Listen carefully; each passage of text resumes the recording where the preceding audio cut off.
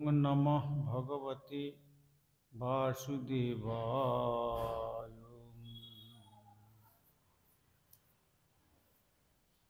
श्रुतिछन्दोगक्ख वदति परमं ब्रह्मपूरकम् श्रुतिर्वैकुण्ठखं वदति किल यद्विष्णुसदनं श्रीतद्दीपञ्चन्यविरलरसिकोऽयं व्रजवनं श्रीनवद्वीपं वन्दे परमसुखदं तं कीर्तितम् श्रीमायापुरं वन्दे परमसुखदं तं कीर्तितम्। देवी सुरेश्वरी भगवती गंगी त्रिभुवनतारिणी तरलतरंगी शंकरमौलिनिवासिनी विमले मम मतिरस्तं तव पदकमले। भक्त्या विहीनयपराधलक्षिप्तस्य कामादितरङ्गमध्ये कृपामयी त्वां शरणं प्रपन्ना वृन्दे नमस्ते श्रीचरणरविन्दम्। श्रीकृष्ण चैतन्य प्रभु नित्यानंद श्री अद्वैत गदाधर शिवासादि गौर भक्तवृंद। हरे कृष्ण कृष्ण कृष्ण हरे हरे, हरे राम राम राम हरे।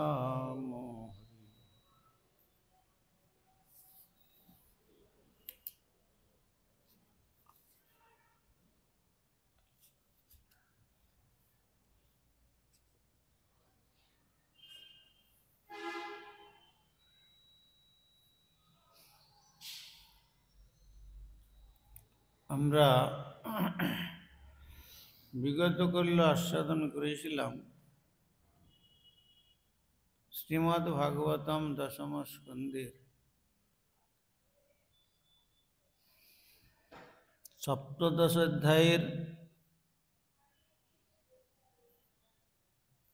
দ্বাদশ শ্লোকে তৎকালীয় পরং বেদ নান্য কশ্যন লেলিহ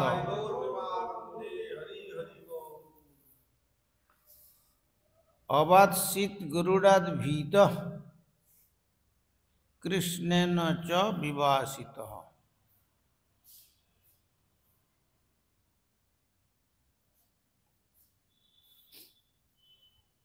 এখানে শ্রী সুখদেব গোস্বামী চরণ মহারাজ পরীক্ষিতকে বললেন,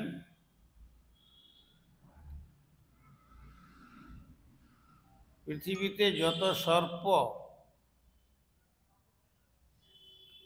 সকল সর্পের মধ্যে কেবলমাত্র কালীয় এই ঘটনা জানত এবং গরুড়ের ভয়ে সেই যমুনা হ্রদে তার নিবাস সে নিয়ে এসেছিল এবং পরবর্তীতে শ্রীকৃষ্ণ লীলায় স্বয়ং ভগবান ব্রজেন্দ্রনন্দন শ্রীকৃষ্ণ তাকে বিতাড়িত করেন যে তুমি এখানে থাকতে পাবে না, তুমি রমণক দ্বীপে চলে যাও।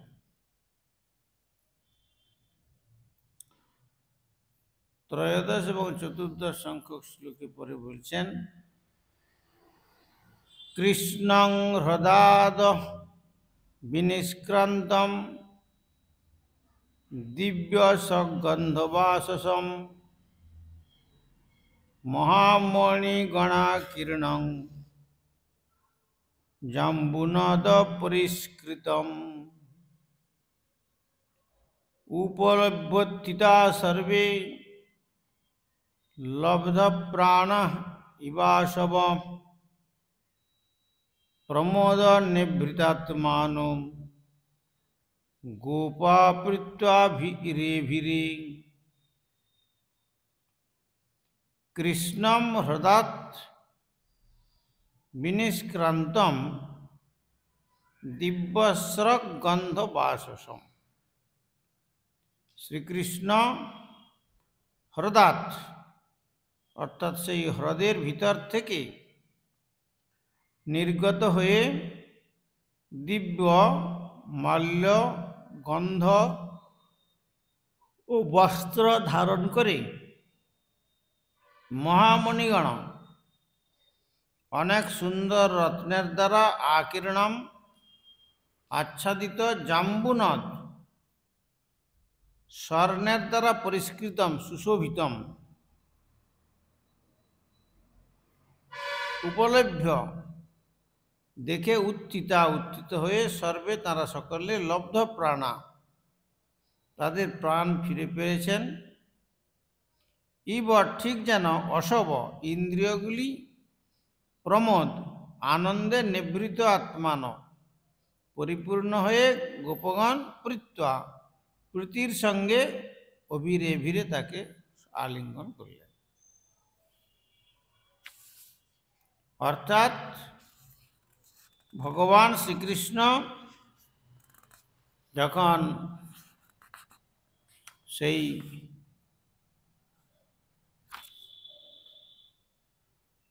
কালিয়কে তার সপরিবারে বিতাড়িত করলেন,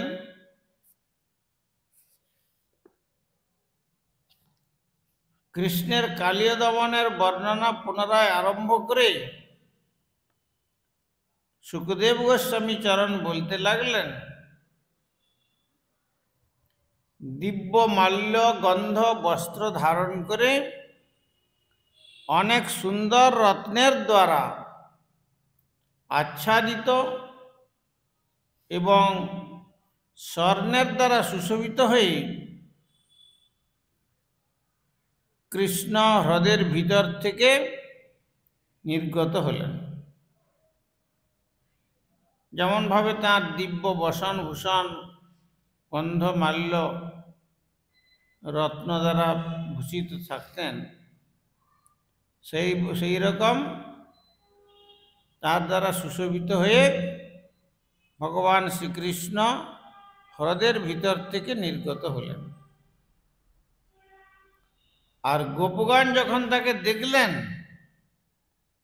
তখন অচেতন ব্যক্তির ইন্দ্রিয়গুলি যেমন জীবন ফিরে পায়, ঠিক তেমনভাবেই তাঁরা সকলে তৎক্ষণাৎ উঠে দাঁড়ালেন। মহানন্দে পূর্ণ হয়ে তাঁরা তাকে প্রীতিপূর্ণভাবে আলিঙ্গন করলেন। এতক্ষণ পূর্বে থেকে যে আমরা ঘটনা আস্বাদন করে এসেছি, সেই ঘটনাতে কালিয়কে দেখে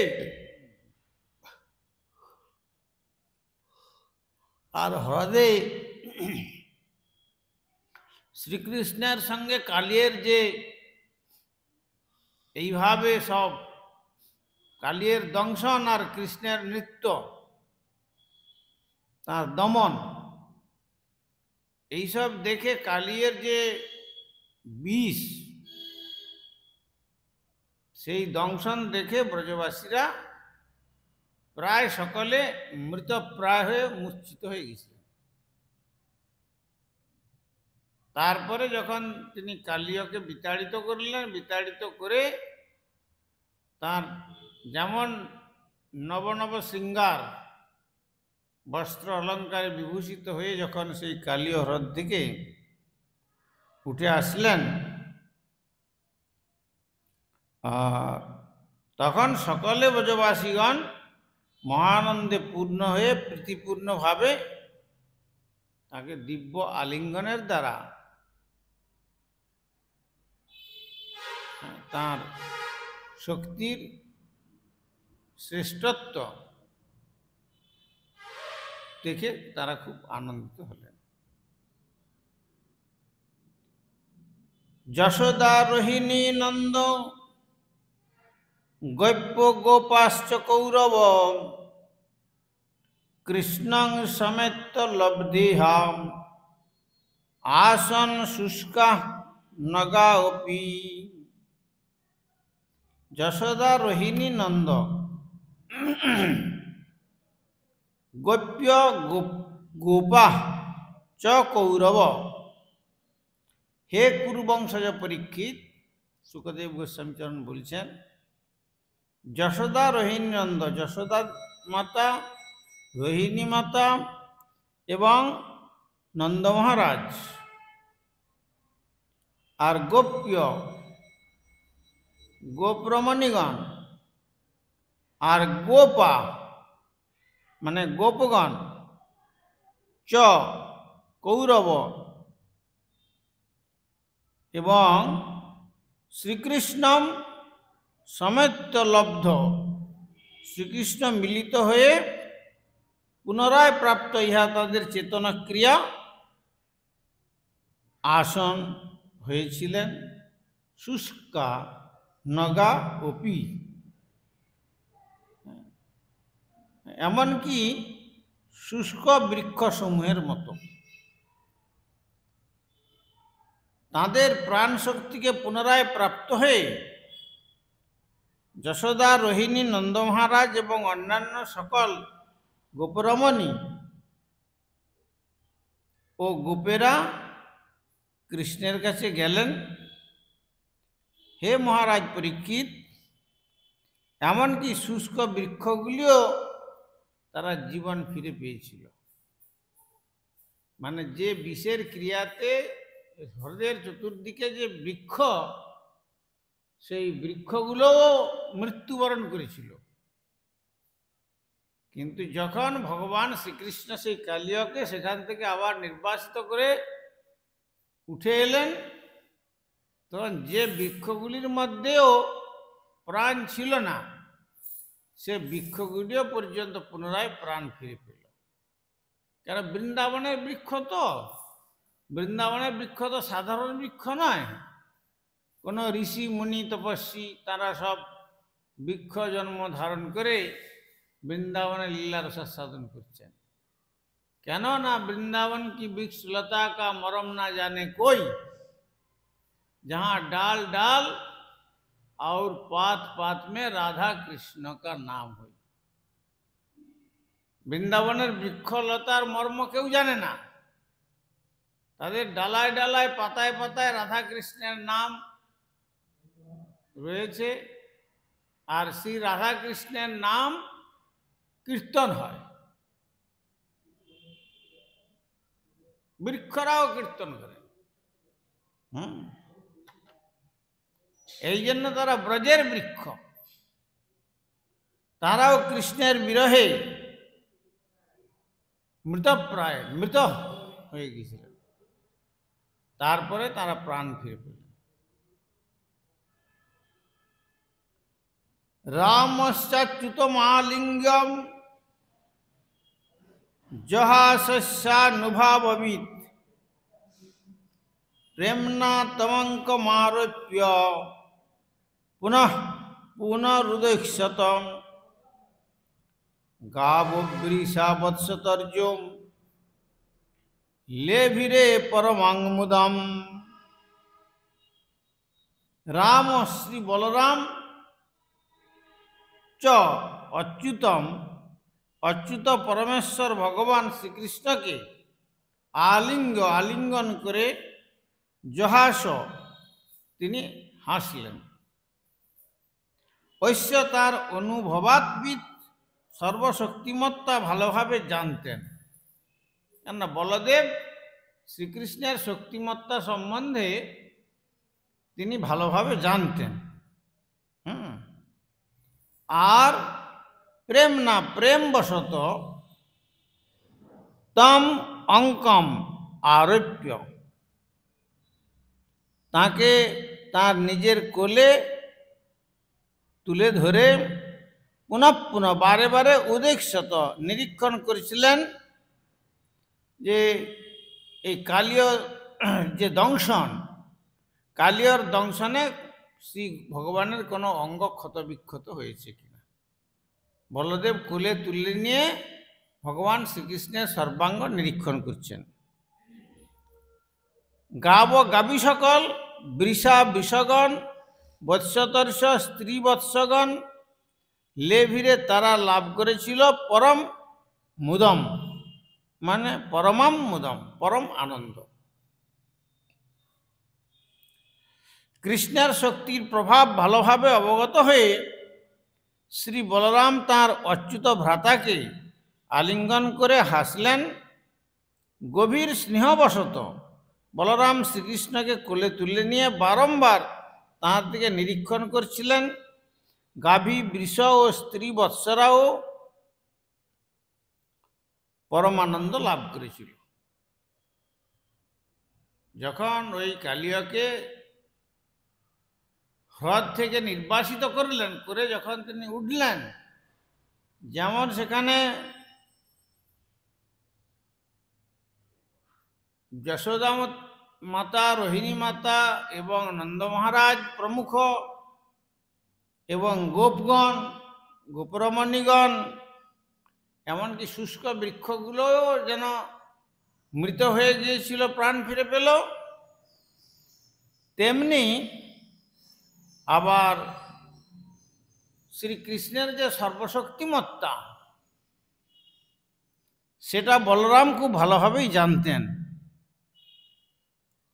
তাই তিনি তাকে আলিঙ্গন করলেন এবং সর্বাঙ্গে তাকে কোলে ধারণ করে অত্যন্ত স্নেহবশত বারংবার তার দিকে নিরীক্ষণ করছিলেন। ওই সঙ্গে গাভী বৃষ ও স্ত্রী বৎসরাও তখন পরমানন্দ লাভ করেছিল। নন্দং বিপ্রা সমাগত্য গুরব সকলয়েত্র কাম, উচুস্তে কাল্যগ্রস্ত দৃष्ट्वा মুক্তস্তবাত্মজঃ। নন্দম বিপ্রা সমাগত্য গুরব, নন্দ মহারাজকে তখন বিপ্রা অর্থাৎ ব্রাহ্মণেরা সমাগত হয়ে গুরব গুরুজনেরা সকলত্রকা তাদের পত্নীগণ সহ উঁচু মানে বললেন, তারা কালীয়গ্রস্ত, কালীয় দ্বারা কবলিত, দৃষ্টা ভাগ্যবশত মুক্ত আত্মজ পুত্র।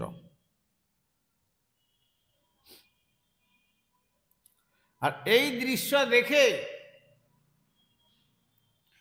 পত্নীগণ সহ সকল শ্রদ্ধেয় ব্রাহ্মণেরা,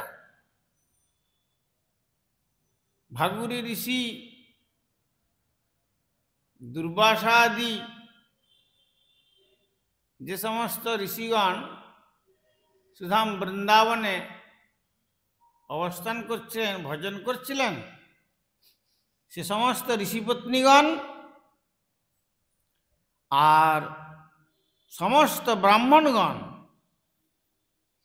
নন্দ মহারাজকে তখন অভিনন্দন জানাতে তার কাছে এগিয়ে এলেন। তারা তাকে বললেন, তোমার পুত্র কালিয়া দ্বারা কবলিত হয়েছিল, কিন্তু সৌভাগ্যবশত সে এখন মুক্ত। কেননা কৃষ্ণ যে স্বয়ং ভগবান এটা তো ব্রজে কেউ জানে না।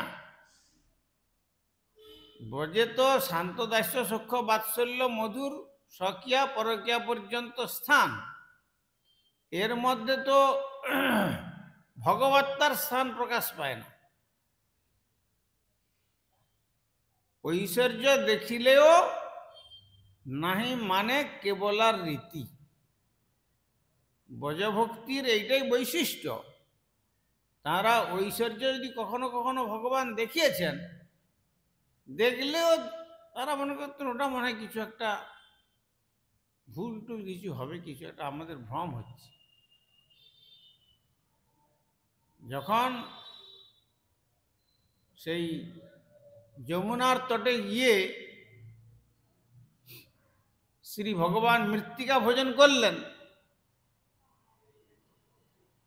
তখন বলদেব আদি সকলে বাধা দিচ্ছেন, কোনো কথা শুনছেন না।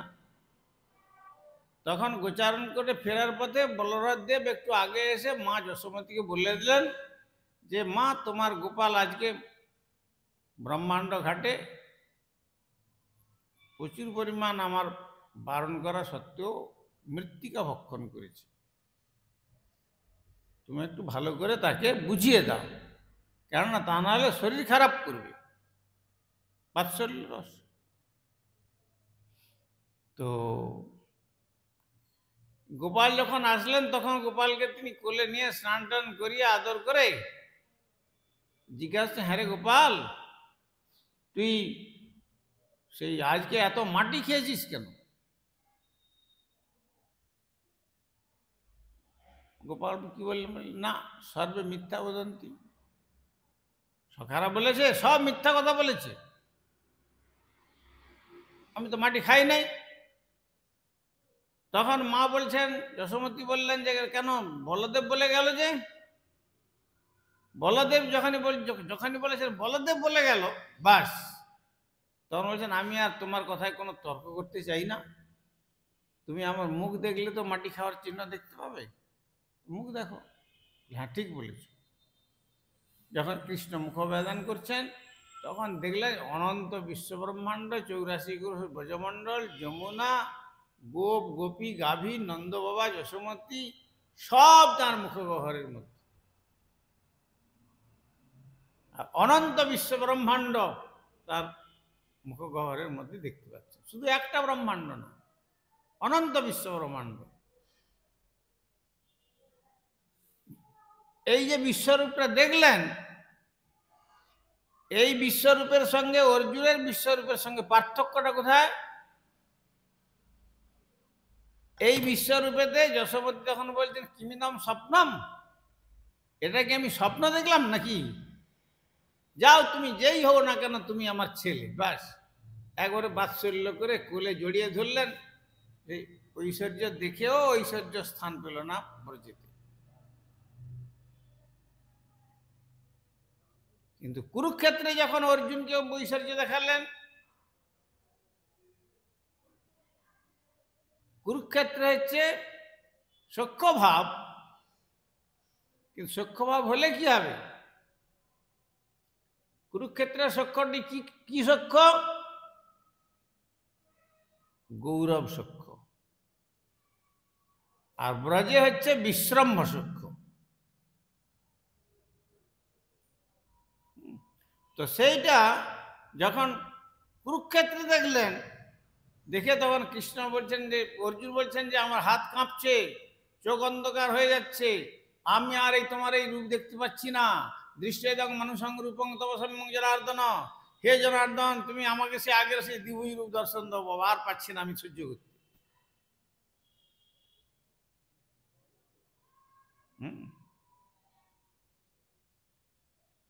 অনন্ত বিশ্বব্রহ্মাণ্ড তার মুখগহ্বরের মধ্যে প্রবেশ করছে,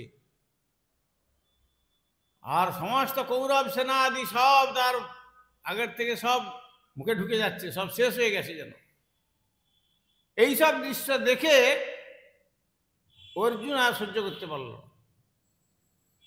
অর্জুন তখন গান্ডীব ধনুক সব ফেলে দিয়ে স্তব করতে লাগলেন, আর মা যশোমতী আলিঙ্গন করলেন বাৎসল্য স্নেহে।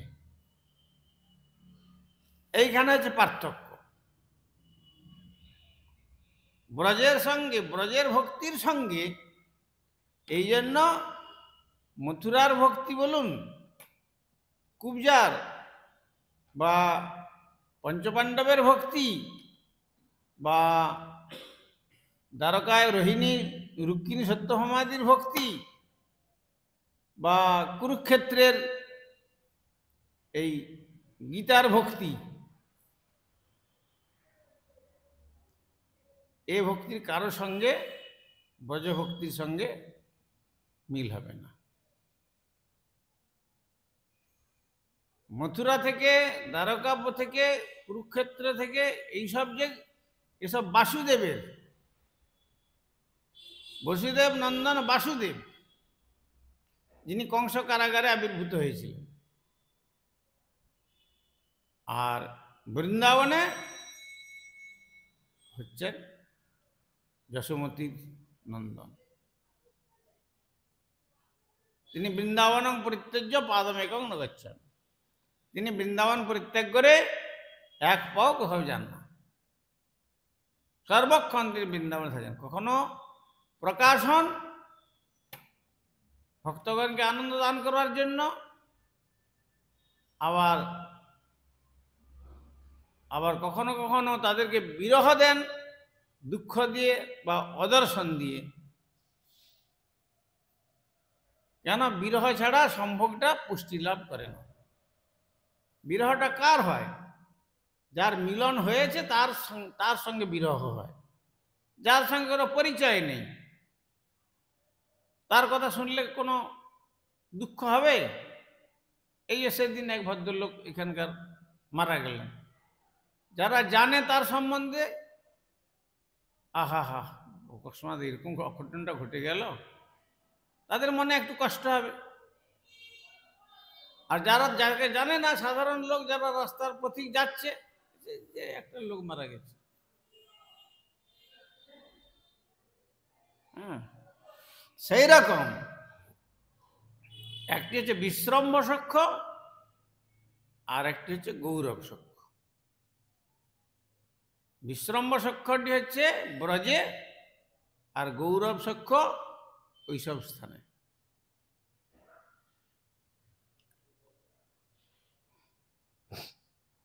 তাই তো সেই ব্রাহ্মণ পত্নীগণ আর ঋষিপত্নী এরা সকলে নন্দ মহারাজকে অভিনন্দন জানাতে তার কাছে এগিয়ে এলেন। তারা তাকে বললেন, তোমার পুত্র কালীয় দ্বারা কবলীকৃত হয়েছিল। কালীয় দ্বারা কবলীকৃত হয়েছিল বলছেন এখানে, কিন্তু কালীয়ের দ্বারা কবলীকৃত হননি। কৃষ্ণ কালীয়কে কবলীকৃত করেছিলেন, কেন? শ্রীকৃষ্ণের কাছে তো আর কালীয় এসে কবলীকৃত করে নাই। কৃষ্ণ নিজেই কালীয়কে দমন করার জন্য সেখানে কবলীকৃত ভাবের লীলাটা প্রকট করেছিলেন। কিন্তু এখানে যেহেতু বিশ্রম্ভ ভাবেতে তারা বলল যে তোমার পুত্র কালীয় কর্তৃক কবলিত হয়েছিল, কিন্তু সৌভাগ্যবশত সে এখন মুক্ত। সৌভাগ্যবশত, অনন্ত সৌভাগ্যের যিনি অধিষ্ঠাত্রী দেব, তাকে বলছেন যে তার সৌভাগ্যবশত। এখানে ঐশ্বর্য সংযুক্ত আছে। দেহি দানং দ্বিজাতিনাং কৃষ্ণ নির্মুক্তি হেতবে নন্দ প্রীত মনা রাজন গা সুবর্ণং তদা দিশত। দেহি দানম দ্বিজাতিনাম কৃষ্ণ নির্মুক্তি হেতবে। হেতবে মানে উদ্দেশ্যে। এখন তোমার দেওয়া উচিত। ব্রাহ্মণরা তখন নন্দবাবাকে বলছেন যে তোমার এখন দেওয়া উচিত দান। কেন? দান দিলে কি হয়?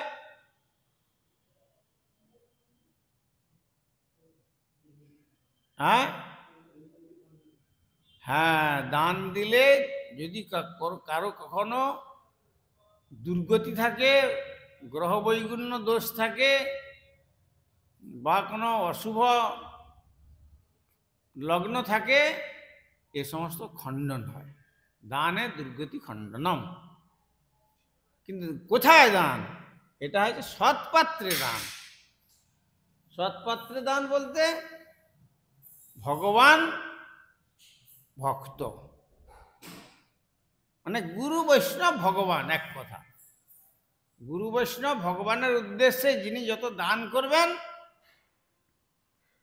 তার তো তার শতগুণ বেড়ে যাবে। আর তারপরে তার মধ্যে লাভটা কি হবে? তার অস্বভাব বিনষ্ট হবে।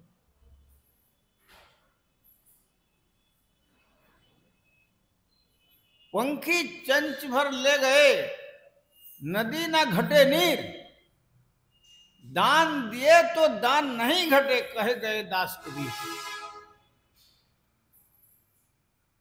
কবিরদাস বলছেন যে পঙ্খী চঞ্চ ভর লে গয়ে, তার চঞ্চুতে করে যদি এক ফোঁটা জল নিয়ে আসে নদী থেকে কি সমুদ্রে থেকে, কি সমুদ্রের জলটা কমে যাবে?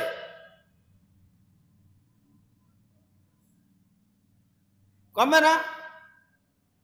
আর যদি কুয়া থেকে জল তোলা যায়, যত জল তোলা যাবে তত কি হবে? তত জলটা স্বচ্ছ হবে, পানীয়ের উপযুক্ত হবে, পবিত্র হবে আর বাড়বে। আর যদি কুয়া তৈরি করা হলো, জল তোলা হলো না, আমি আমার কুয়া থেকে জল কাউকে দেবো না, আমি নেবো না, আমার কুয়া আমার থাক, কি হবে সেখানে? জলে শ্যাওলা হয়ে যাবে, পোকা হয়ে যাবে, পচে যাবে, জল পচে নষ্ট হবে। তো দান দিয়ে তো দান नहीं ঘটে। যে ভগবানের উদ্দেশ্যে দান করলো, ভক্তের উদ্দেশ্যে দান করলো, মহৎ পাত্রে দান করলো, দান नहीं ঘটে, দান কমবে না, বরং যত গুণ দান করে তার শত সহস্র গুণ আরো গুরু বৈষ্ণব ভগবানের কৃপায় তার বর্ধিত হয়। এটা মানুষ বোঝে না। যেমন ভগবানের কাছে দর্শন করবার জন্য সামান্য চিপি ডক নিয়ে সুদামা গিয়েছিলেন। তার দারিদ্রতা এত বেশি যে তার স্ত্রীর প্রেরণায় তার বাল্যবন্ধু শ্রীকৃষ্ণ যখন দ্বারকার রাজা হয়েছেন এই কথা শুনলেন, গোচারণ সঙ্গী সহপাঠী, তখন বললে যাও না, তোমার বন্ধুর কাছ থেকে কিছু চেয়ে নিয়ে এসো না, এই ছেলেগুলাকে খেতে দিতে পারছি না, তুমিও ভিক্ষায় বেরোতে পারছো না, বার্ধক্যজনিত অবস্থা, আর তারপরে এদেরকে কি খেতে দেব? বারবার বলছে তাহলে সে বন্ধুর কাছে যেতে গেলে তো কিছু উপকরণ কিছু নিয়ে যেতে হয়।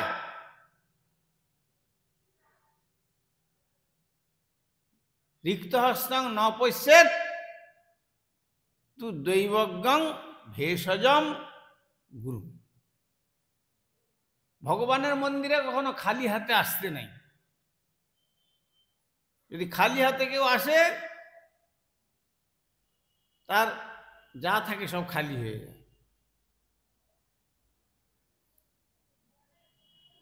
আর যদি কেউ ভগবানের উদ্দেশ্যে কিছু সেবা করে, যত গুণ সেবা করবে তার সহস্র গুণ ভগবান প্রদান করবেন। যেমন আমাদের অচ্যুতানন্দ প্রভু এখনই কত সেবার উপকরণ নিয়ে আসলেন, যা নিয়ে আসলেন ভগবান অন্তরালে থেকে সহস্র গুণ আরো দান করবেন। চাইতে হবে না কিন্তু।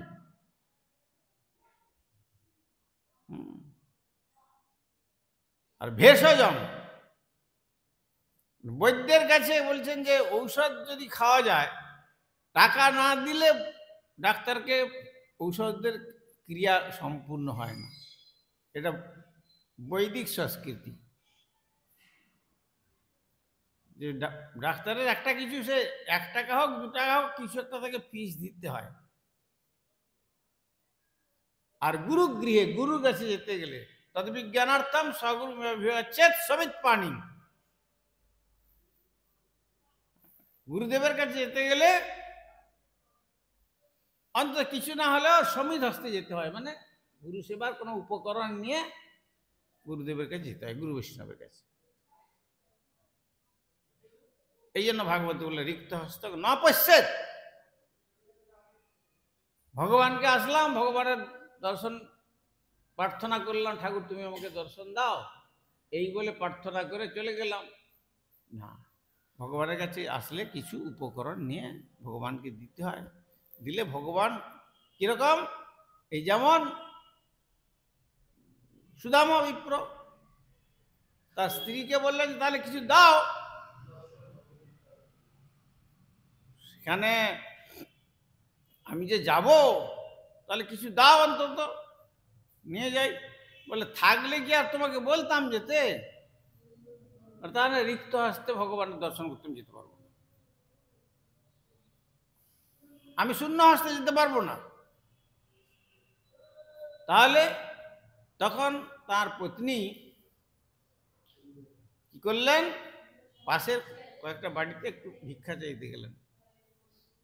ভিক্ষায় ভালো জিনিসটা যারা সৌভাগ্যবান সুকৃতিমান, পূর্ব জন্মার্জিত সুকৃতি আছে, তারা বাজারের ভালো জিনিসটা ভগবানের সেবার জন্য বা ভক্তের সেবার জন্য দেবে।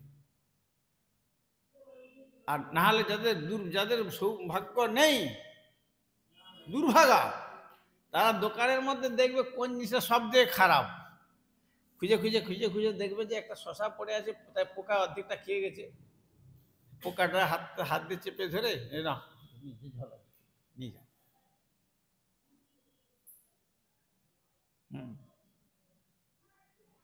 কিন্তু সেই রকম দান বেশিরভাগ ক্ষেত্রেই সেই রকম দাতা হয়।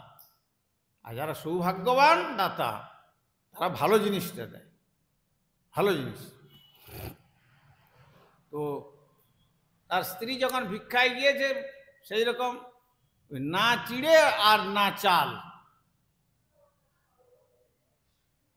সেই জন্য তাকে বলে চিপিটক,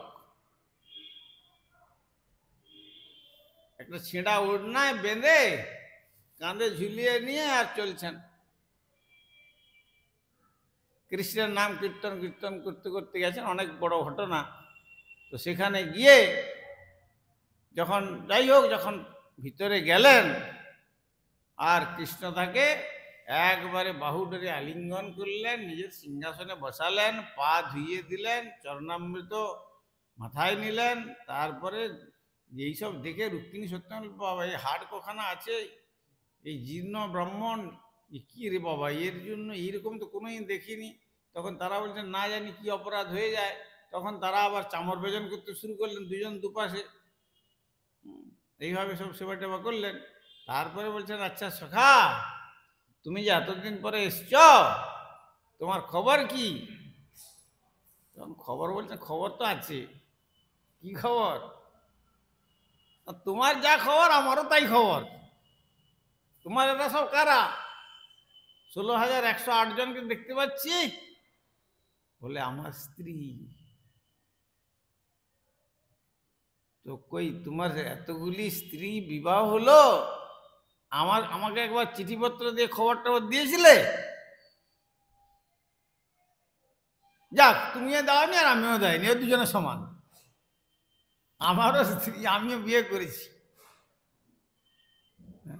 তো সমান হয়েছে, দুজনেই সমান সমান হয়ে গেল, কেউ কাউকে উপরে দোষ দিতে পারলেন না। তো বেশ, তো তোমার স্ত্রী কিছু পাঠিয়েছে আমার জন্য? তুমি যে এসছো এতদিন পরে, কিছু এনেছ? তখন তার কোথায় সেই ঐশ্বর্য, রাজরাজেশ্বর, আর সেখানে ওই চিপিটক ভিক্ষার ওই পরিত্যক্ত জিনিসের মতো অবস্থা, সে দেওয়া যায়? তখন যে কাঁধে যে ছিল ছিঁড়া কাপড়ে বাঁধা, তাকে গোপন করে কক্ষস্থলের মধ্যে চাপ দিচ্ছেন। আর কৃষ্ণ বলছেন কি কিছু নিয়ে আসেনি নাকি? তখন আছে মনে হয় কিছু একটা এখানে। তখন ই করে, তখন তো সেই সুদামার গায়ে ঘাম বেসে গেছে, যে হায় হায় কি করে জিনিস বের করবো। রুক্মিণীর এত দূর থেকে এত দূর সোনা, এত দূর থেকে এত দূর সোনা, গলায় সোনা, নাকে সোনা, কানে সোনা, তারপরে মাথায় সোনা, কত জায়গায় পায়ে সোনা, কোমরে সোনা, সব রুক্মিণী এত স্বর্ণালঙ্কারের বিরুদ্ধে। আর যে সিংহাসনে বসিয়েছেন, সোনার সিংহাসন, সত্যভামাদি সেরকম, 16,108 মহিষী, তাদের অলঙ্কারে একবারে এই। আর সেই জিনিসের মধ্যে এই উপহার দেওয়া যায়? তো সে কক্ষস্থল থেকে ঘাম বেরোতে বেরোতে এক তো চিড়ের টুকরো, আর সে ঘাম লেগে একবারে দলা হয়ে গেছে, একটা একটা একটা বিচিত্র জিনিস হয়ে গেছে। কিছু একটা আছে মনে হয়, না না কিছু নেই কিছু নেই কিছু নেই, কিন্তু ভগবানকে যেখানে যে যত গোপন করে তার সেই গোপন জিনিসটাকেই দেখতে চায়। মানুষ খালি গায়ে ঘুরছে, কেউ অত দেখবার চেষ্টা করে? যদি কিছু ঢাকা দিয়ে কিছু নিয়ে যায় না, তখন কিছু একটা নিয়ে যাচ্ছে বলে মনে হয়, ওই দিকে চোখটা থাকে। দেখি কাপড়টা যদি কোনো রকম নড়ে যায়, দেখা যাবে কি জিনিসটা আছে, ঢাকা থাকে। তেমনি আবরণ করে নিয়ে গেছেন, তখন তো ঘরমাক্ত হয়ে গেছেন, আর ওটা এবারে ঘাম আর ওই চিপিটক একসঙ্গে মিলে একটা কিরকম একটা বিচিত্র জিনিস হয়েছে, আর তার থেকে খুলে বের করে, এই তো তুমি নিয়ে এসছো, তোমার স্ত্রী তো আমাকে দান করতে ভুলে নাই, দাও। এই বলে তিনি কি খুললেন, না খুলে খাচ্ছেন। এক গ্রাস, দুই গ্রাস, তার কিনে হাতটা ধরে বলছেন, ঠাকুর আর খেও না, আর যদি খাও তাহলে আমাদেরও থাকতে হবে না, আমাদেরকেও বিদায় দিয়ে দিবে এখান থেকে।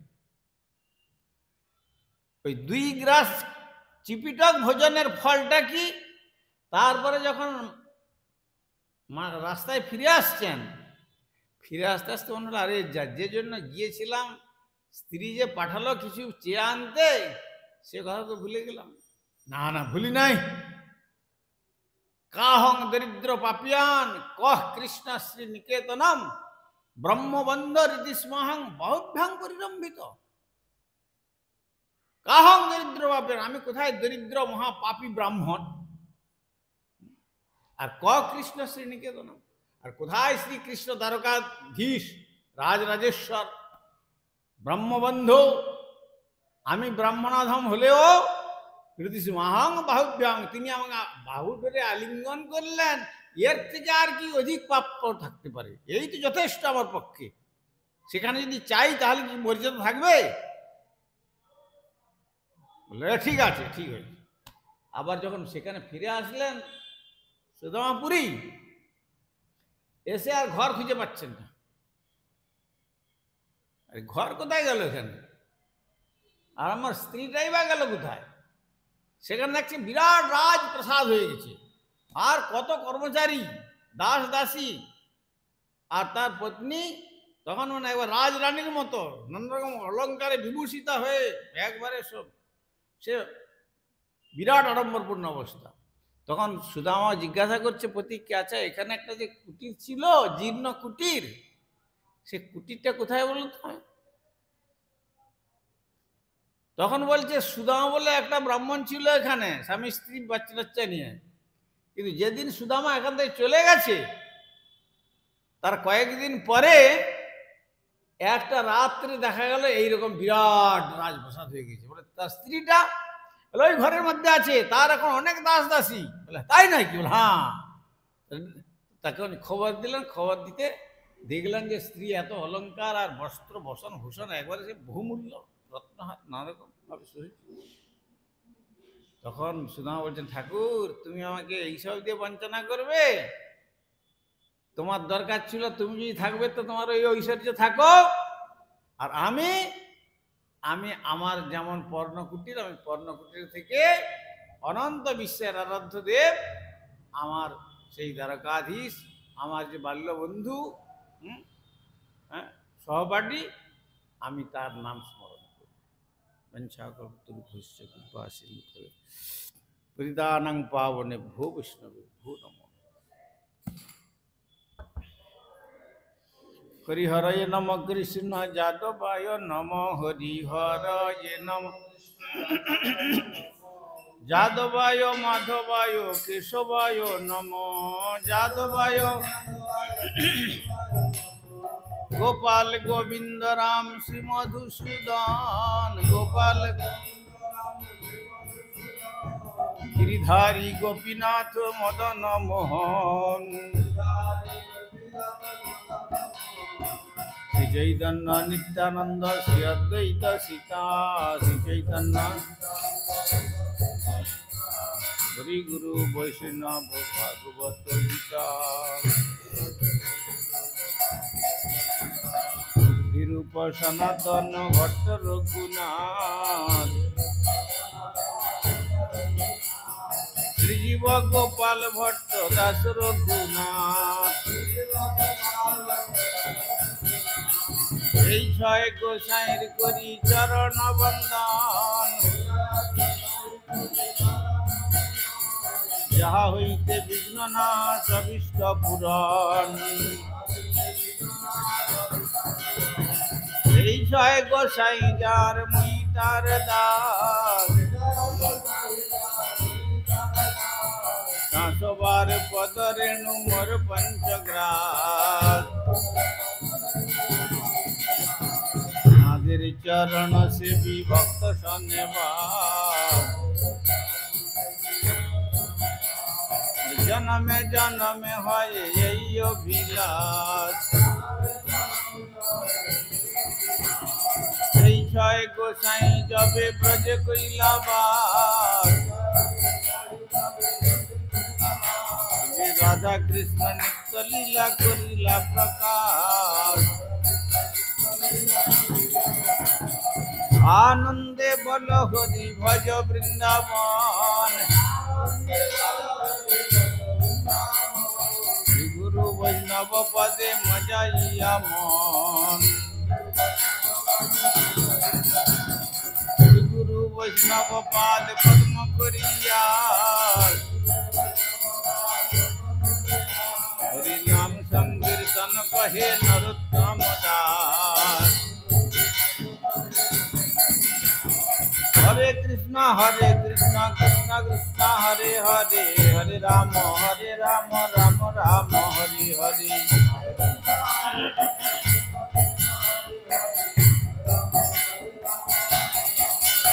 তাই গৌর হরি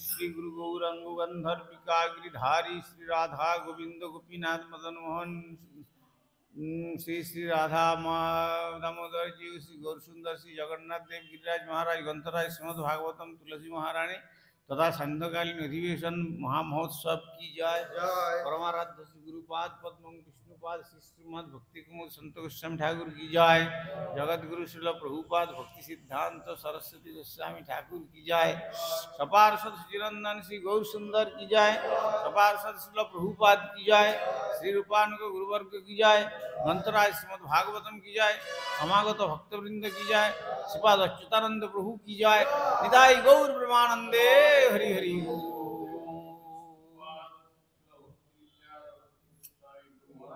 Yeah.